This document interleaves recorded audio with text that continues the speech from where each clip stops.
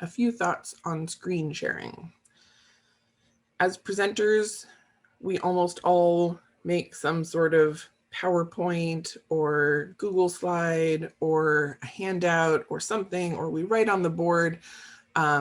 This is a default action and I don't expect it to stop. I do it myself all the time.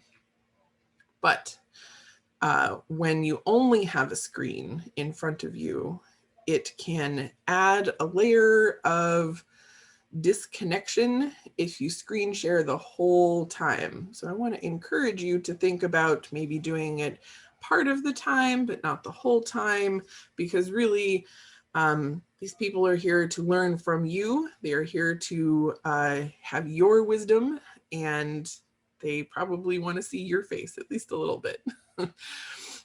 In addition, here are some good things to keep in mind when you are presenting from a PowerPoint or any sort of visual medium. Don't go too fast. Don't go too slow. Where is that balance? Part of the challenge there is that when we're preparing our material, it can be hard to pare down to what we think is essential. And so we end up with these very dense documents or these very dense slides full of lots of words because all of those words are important.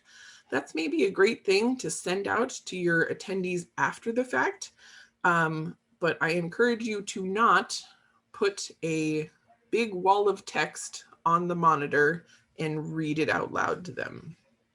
Your attendees can read. They can read on their own.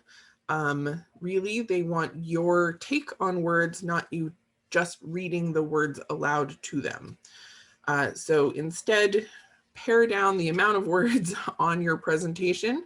Not required, just my advice.